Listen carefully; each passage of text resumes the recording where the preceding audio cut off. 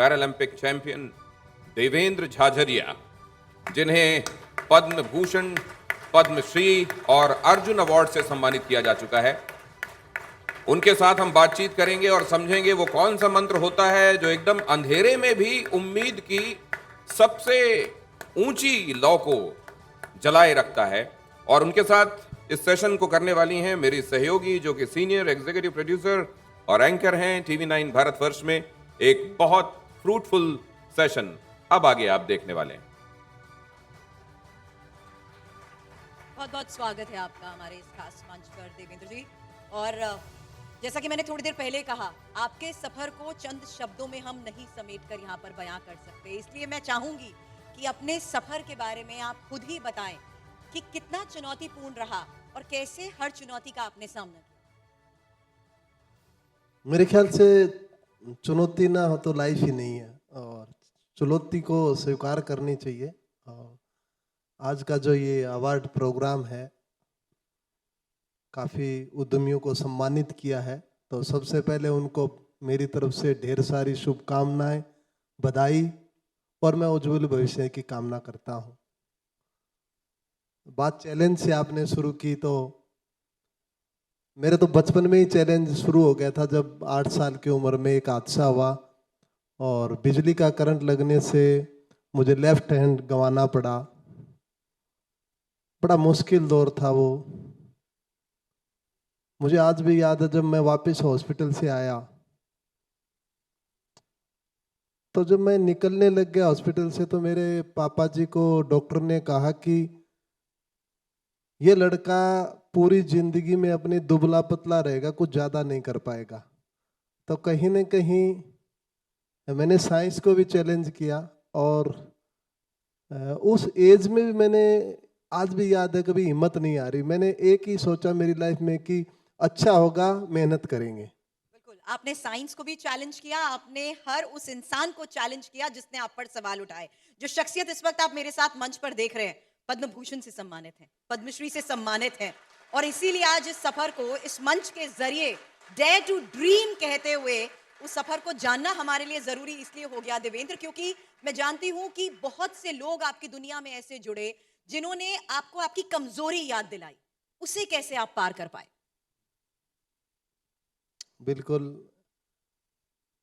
India जैसी country में game करना ही चैलेंज है, और गेम से ही आगे डिफरेंटली एबल बच्चे हैं, गेम करना तो बहुत बड़ा चैलेंज था। ग्रामीण परिवेश से, तो मैं सरकारी स्कूल में पढ़ता था, तो वहाँ पे कोई फैसिलिटी तो थी नहीं। ऐसा नहीं था कि टेनिस कोर्ट है, खेल लें, स्विमिंग पूल है, यहाँ तैर लें। हमारे ले दे के 4 इवेंट होते थे, कबड्डी, कुश्ती और एथलेटिक्स। तो मैंने एक दिन सोचा कि मुझे एथलेटिक्स करना चाहिए, जेवलिन थ्रो। तो मैं डेली बच्चों को देखता था। इंटरवल में मैं गया और मैंने कहा मैं जेवलिन थ्रो करूँगा, और जब मैंने उठा के ऐसे फेंका तो सभी ने मजाक उड़ाई। तो मैंने देखा चारों तरफ की, मेरी तरफ क्यों हंस रहे हैं, अच्छा कर दिया या बुरा, मेरी यही समझ में नहीं आया। तो फिर उन्होंने कहा कि आपका भाई या क्या काम है, क्लासरूम में जाइए, पढ़िए और एक सरकारी नौकरी पकड़िए और जिंदगी जीना है आपको। तो मतलब मेरी लाइफ वहीं तय कर दी उन लोगों ने। तो मैंने कहा क्यों भाई, मैं क्यों नहीं कर सकता गेम। पर कहीं ना कहीं उस टाइम मेरे को टीचरों ने भी साथ नहीं दिया। मेरे अंदर एक ये था कि मुझे करना चाहिए, और उस चैलेंज को कहीं ना कहीं मैंने स्वीकार किया। तो मैं घर पे आया, तो मैंने लकड़ी का भाला बना के ट्रेनिंग शुरू की।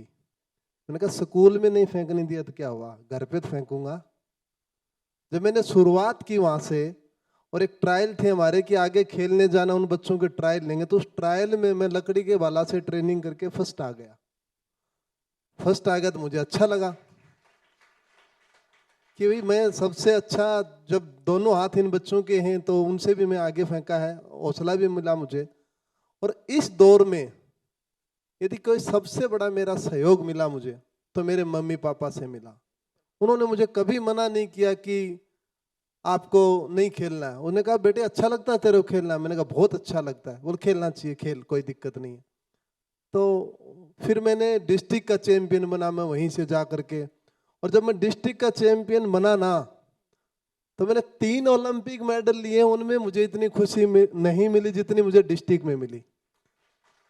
और आज यही वजह है कि आपके इस सफर को देखते हुए हमने ये नाम दिया है द हैंड ऑफ गोल्ड। और वो आपका पहला पड़ाव था, वो पहली जीत, एक ऐसा मुकाम था जब आपने डेयर करा ड्रीम करने का। और मैं बता दूं, उम्र को लेकर भी कई सवाल उठाए गए, 40 पार कर चुके हैं, लेकिन बावजूद इसके यकीन मानिए ये खुद अपने ही रिकॉर्ड तोड़ते आ रहे हैं। कैसे उस मनोबल को आपने कायम रखा?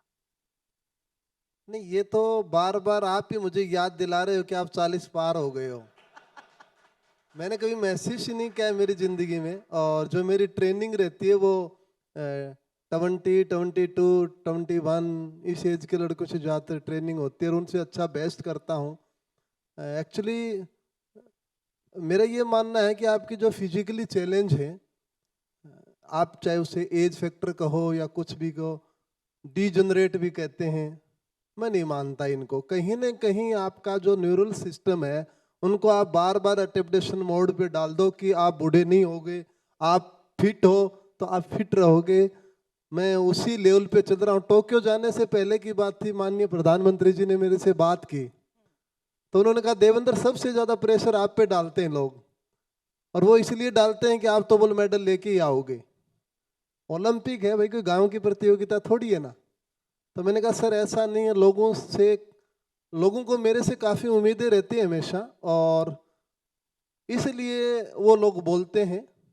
लेकिन मैं हमेशा ये प्रयास करता हूँ कि मैं मेरे देश के लिए ज़्यादा से ज़्यादा मेडल जीत सकूँ और इस देश का मान सम्मान दुनिया के सबसे ऊपर मैं लेकर के जाऊँ। मेरी ये कोशिश रहती है।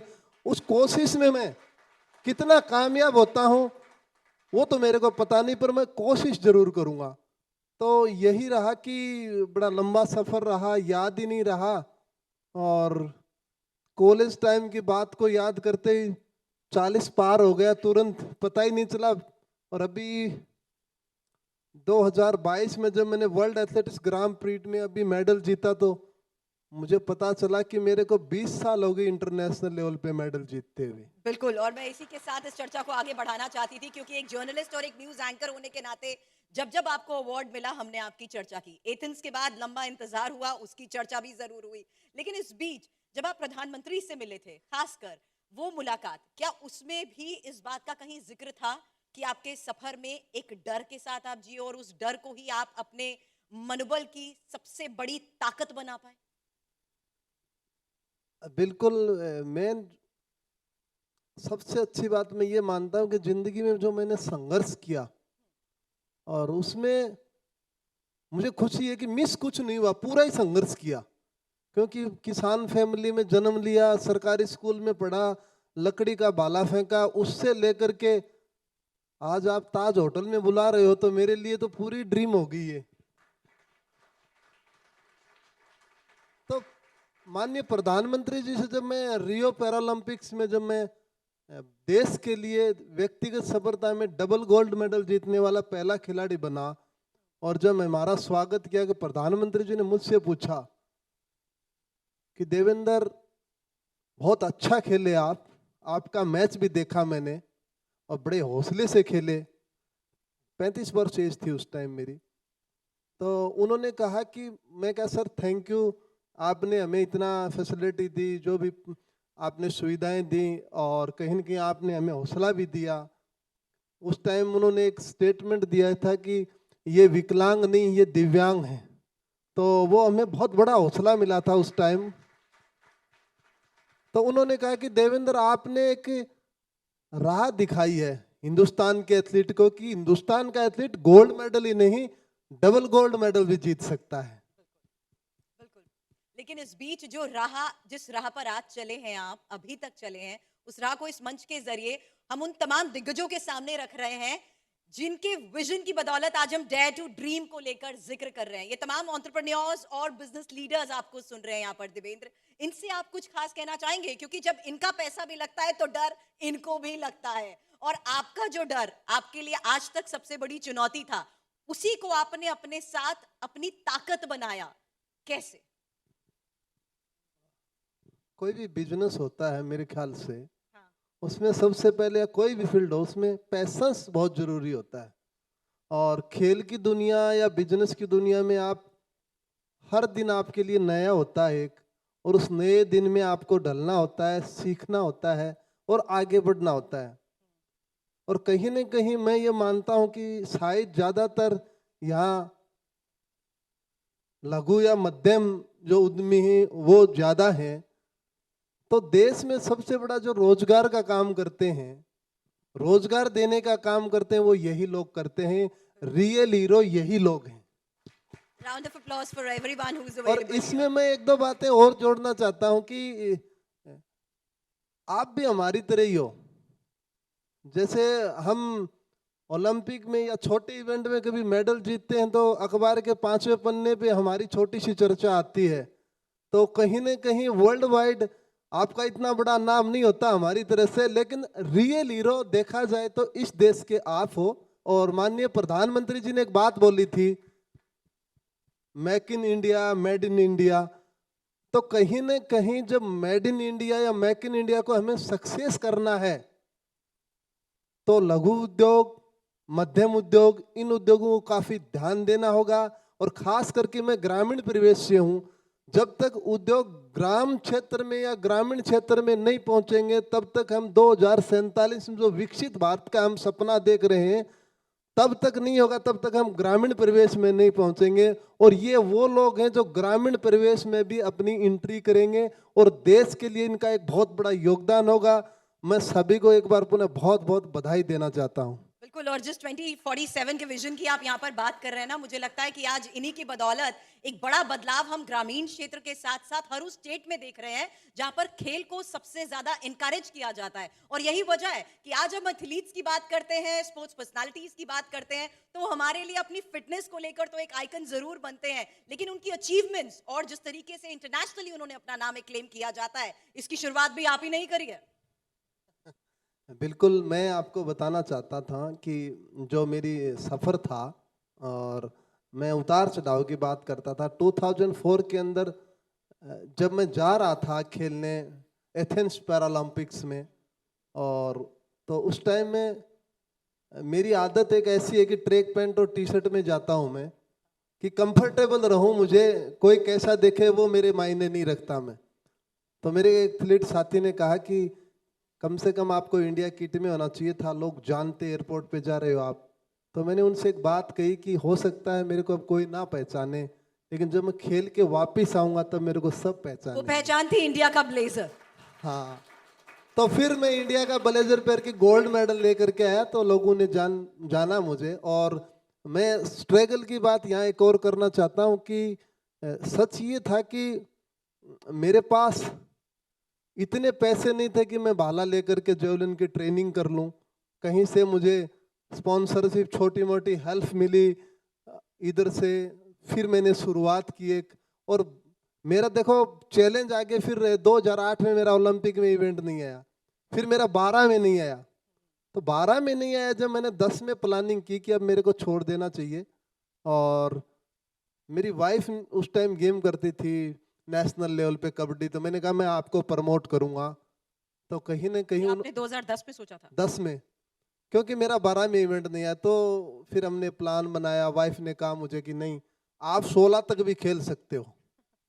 तो मैंने कहा 16 बहुत दूर है, 6 साल है, 35 साल उम्र हो जाएगी। बोल नहीं नहीं, आपका जो मेहनत करने की जो तरीका है, आप सोचते हो स्पोर्ट्स के बारे में, मुझे उम्मीद है, मैं भी एक प्लेयर हूँ।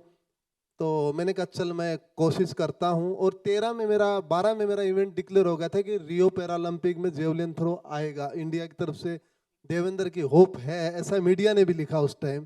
तो मैंने ट्रेनिंग शुरू की और फिर मैं 2013 में वर्ल्ड चैंपियनशिप में गोल्ड मेडल से एक अच्छी शुरुआत की देश के लिए, और पहला वर्ल्ड चैंपियनशिप में गोल्ड मेडल लेने वाला पहला खिलाड़ी बना, और लगातार ट्रेनिंग करता रहा। तो जब रियो की बात आई तो मेरे एक फ्रेंड ने मुझे कहा था कि क्या आप रियो में भाग लोगे, बहुत क्लोज फ्रेंड था। तेरा डाउट के साथ सवाल किया गया था, मैं जानती हूँ, डाउट के साथ किया गया था, तब भी उम्र का सवाल था। तो मैंने कहा आप क्या बात करते हो, मैं रियो में भाग नहीं लूंगा, मैं गोल्ड मेडल दूंगा, देखना आप। तो जब मैंने गोल्ड मेडल वर्ल्ड रिकॉर्ड के साथ जीता तब मुझे वो बात याद आई। तो इससे एक छोटी सी सीख ये भी मिलती है कि कभी कभी पत्नी की बात भी मान लेनी चाहिए। ये यदि छोटी नहीं मानता बहुत था मैं बड़ी तो सीख है। बहुत जरूरी है वो। तो उसके बाद फिर 16 में मुझे मेरा वर्ल्ड रिकॉर्ड के साथ गोल्ड मेडल जीता। फिर 17 में मैं ट्रेनिंग शुरू की, थोड़ी सी इंजरी हो गई थी मेरे बहुत ज़्यादा 18 में। फिर मैंने कहा अब तो शायद ही हो पाए। फिर वाइफ ने वही कहा नहीं कर सकते हो 2020 में आप आराम से। फिर 2020 में जो दौर देखा आप लोगों ने, मैंने देखा वो दौर कोविड वाला। तो कोविड की वजह से हमारा 1 साल टूर्नामेंट पोस्टपोन्ड हुआ। लेकिन उस दौर में जो संघर्ष किया जिन लोगों ने, आप लोगों ने शायद हमसे ज़्यादा संघर्ष किया उसमें। मैं कैंपस से 9 महीने बाहर नहीं निकला था ट्रेनिंग करते टाइम। मैं घर परिवार से किसी से नहीं मिल पाया था। वो बहुत बुरा दौर था हमारे लिए, और मेरे ख्याल से उतना ही आप लोगों के लिए भी बुरा था वो दौर। वो निकल चुका है और अच्छा रहा कि टोक्यो में मैंने फिर सिल्वर मेडल के साथ हैट्रिक लगाने वाला मैं देश का पहला खिलाड़ी बना ओलंपिक्स में। ये देखिए एक ऐसी शख्सियत को आप सुन रहे हैं जो 2010 में गिव अप करने वाले थे, और 2022 के आज के इस दौर में इस मंच पर हम ये जान रहे हैं कि कैसे इन्होंने अपने खुद के रिकॉर्ड्स को तोड़ा है। देवेंद्र जी, बहुत इंस्पायरिंग है आपका ये सफर। आप हमारे साथ जुड़े उसके लिए बहुत बहुत शुक्रिया आपका। धन्यवाद। Thank you so much, thank you. सभी सुनने वालों को बहुत बहुत धन्यवाद। और एक अपील भी करना चाहता था मैं एज ए खिलाड़ी के तौर पे, क्योंकि यहाँ सभी इंडस्ट्री से जुड़े हुए लोग हैं। आप मेरे ख्याल से खेल को, हिंदुस्तान के स्पोर्ट्स को आप भी एक अच्छी तरीके से प्रमोट कर सकते हो। आप जो CSR फंड जो देते हैं, आप लगाते हैं जहाँ कहीं भी, उसमें एक छोटा सा पार्ट स्पोर्ट्स का जरूर रखें आप लोग। मैं आप लोगों से ये अपील करना चाहता हूँ। सर, मैं एक सवाल आपसे ज़रूर पूछना चाहता हूँ। जनरली हर तरह के एस्पेक्ट के बारे में तमाम जो सक्सेसफुल लोग होते हैं, आपने तो बहुत बड़ी सक्सेस हासिल की है, वो बातें करते हैं लेकिन एक बात जनरली नहीं हो पाती है। कहते हैं कि अगर आप अपनी डिश को अलाइन कर दो सुपर पावर के साथ, तो आप कैसी भी स्थिति में हो आपको ताकत मिलने लगती है। आप स्पिरिचुअली कैसे खुद को अलाइन करते हैं, वो एंगल ज़रूर बताइए आप। सबसे पहले ये होता है कि देखो, कहीं ना कहीं आप कोई भी मिशन में लगते हो तो मैं ये मानता हूं कि मैं प्रयास करूंगा। पहला मेरा यही रहता है, हमेशा प्रयास करूंगा और अपने आप पे मैं भरोसा करूंगा कि मैं कर सकता हूं। 2 चीजें लेके चलता हूं, बाकी तो अपने आप राहें बनती जाती हैं, लोगों का साथ मिलता जाता है, हौसला मिलता जाता है। बस अपने आप पे विश्वास रखना जरूरी है। बिल्कुल, इसीलिए दिनेश मैंने ये शुरुआत की थी। ये एक ऐसी शख्सियत है जिनकी तमाम चुनौतियां उनको सफलता के और करीब लेती गई, क्योंकि इन्होंने कभी प्रयास करना नहीं छोड़ा। आप हमारे साथ जुड़े उसके लिए बहुत बहुत शुक्रिया। Thank you so much.